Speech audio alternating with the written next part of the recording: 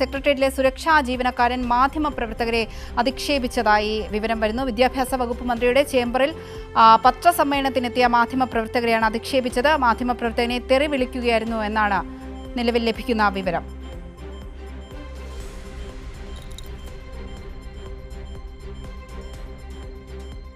അഞ്ജു കൂടി ചേരുന്നുണ്ട്. അഞ്ജു, ഇപ്പോൾ ഈ സെക്രട്ടേറിയറ്റിലെ സുരക്ഷാ ജീവനക്കാർ ഈ മാധ്യമപ്രവർത്തകരെ അധിക്ഷേപിച്ചതായാണ് വിവരം ലഭിക്കുന്നത്. എന്താണ് വസ്തുത?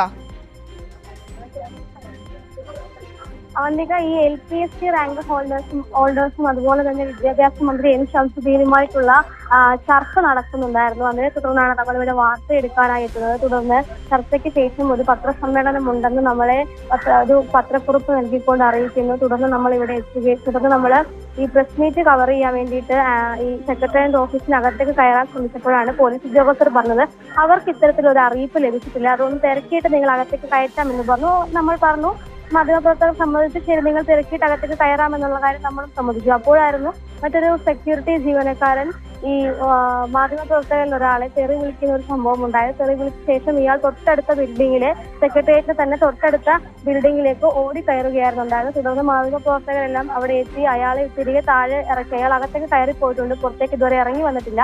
അയാൾ തിരികെ വന്ന് മാപ്പ് പറയണം, അതല്ലെങ്കിൽ അയാളെ പുറത്തേക്ക് കൊണ്ടുവരണമെന്ന് തന്നെയാണ് മാധ്യമപ്രവർത്തകരുടെ ആവശ്യം. എന്തായാലും ഒരു പ്രസ് മീറ്റ് കവർ ചെയ്യാൻ വന്ന മാധ്യമപ്രവർത്തകർക്ക് നേരെയാണ് സെക്യൂരിറ്റി ജീവനക്കാരൻ മോശമായ രീതിയിൽ പെരുമാറിയിരിക്കുന്നത്. തെറി വിളിക്കുകയാണ് ഈ സെക്യൂരിറ്റി ജീവനക്കാരൻ ചെയ്തത്. അതും അതാണ് ഏറ്റവും കൂടുതലായിട്ട് നമുക്ക് എടുത്തു പറയേണ്ടത്. കാരണം മാധ്യമപ്രവർത്തകരെ അധിക്ഷേപിക്കുന്ന തരത്തിലാണ് പല ഈ സെക്രട്ടേറിയറ്റ് അകത്തുള്ള ഓരോ ജീവനക്കാരും പെരുമാറുന്നത്. ആദ്യം തന്നെ നമ്മൾ ഇത് കവർ ചെയ്യാൻ വന്നപ്പോൾ തന്നെ നമ്മളോട് പുറത്തിറങ്ങി നിൽക്കണം എന്ന് പറഞ്ഞു. നമുക്ക് അകത്ത് കയറാനുള്ള പെർമിഷൻ ഇല്ല. നമുക്ക് പുറത്തിറങ്ങി നിന്ന് ഈ ഓഫീസിനകത്തേക്ക് കയറാതെ പുറത്തിറങ്ങി നിന്ന് പോലും വിസിലെടുക്കാൻ സാധിക്കാത്ത ഒരു അവസ്ഥയുണ്ടായിരുന്നു. അത്തരത്തിൽ വലിയ രീതിയിലുള്ള ഒരു പ്രതിഷേധം ഈ സെക്യൂരിറ്റി ജീവനക്കാരുടെ ഭാഗത്തുനിന്ന്. തുടർന്നാണ് ഈ പ്രസ് മീറ്റിലേക്ക് കടക്കുന്നത്.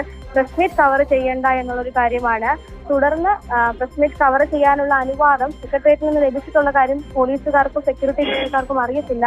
അതുകൊണ്ടാണ് ഇത്തരത്തിൽ അകത്തേക്ക് കയറണ്ട എന്നുള്ള ഒരു കാര്യം പറഞ്ഞത്. പിന്നീടായിരുന്നു സെക്യൂരിറ്റി ജീവനക്കാരൻ മാധ്യമപ്രവർത്തകരോട് ദേഷ്യപ്പെടുന്നതും തെറി വിളിക്കുന്നതുമായ ഒരു സംഭവം ഉണ്ടായത്. തുടർന്ന് മാധ്യമപ്രവർത്തകർ ഇപ്പോൾ ഈ ബിൽഡിങ്ങിൽ തന്നെയുണ്ട്, ഈ സെക്രട്ടേറിയറ്റിന്റെ ബിൽഡിങ്ങിൽ തന്നെ നിൽക്കുകയാണ്. ഈ ജീവനക്കാരനെ പുറത്തേക്ക് ഇറക്കി വിടണമെന്നാണ് ഇവരുടെ ആവശ്യം.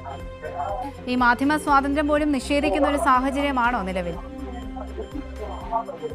നിലവിൽ സർക്കാർ അധികാരത്തിൽ കയറിയതിനു ശേഷം ഈ സമര ഗേറ്റും അതുപോലെ തന്നെ സെക്രട്ടേറിയറ്റിലേക്ക് മാധ്യമങ്ങൾക്കൊക്കെ അടക്കം പ്രവേശനമുണ്ടെന്ന തരത്തിൽ വലിയ രീതിയിലുള്ള അവകാശവാദങ്ങളൊക്കെ ഉന്നയിച്ചിരുന്നു. പക്ഷെ അങ്ങനെയൊന്നും നല്ല സംഭവങ്ങൾ മുന്നോട്ട് പോകുന്നത് മാധ്യമങ്ങൾക്ക് ഒരു അപ്രഖ്യാപിത വിലക്ക് പോലെയുള്ള കാര്യങ്ങൾ തന്നെയാണ്. പല കാര്യങ്ങൾക്കും നമുക്ക് അകത്തേക്ക് കയറാൻ കഴിയില്ല. നമ്മൾ ഔദ്യോഗികമായിട്ട് മന്ത്രിയുടെ ഓഫീസിൽ നിന്ന് ലഭിച്ച പത്രക്കുറിപ്പ് നമുക്ക് പ്രസ് മീറ്റ് ഉണ്ട് എന്നുള്ള കാര്യം അറിയിച്ചിട്ട് അകത്തേക്ക് കയറാൻ വിവരങ്ങൾ നൽകിയത്. ഇപ്പോൾ സെക്രട്ടേറിയറ്റിലാണ് മാധ്യമപ്രവർത്തകർക്ക് നേരെ സെക്യൂരിറ്റി ജീവനക്കാരൻ തെറിവിളി നടത്തിയത്.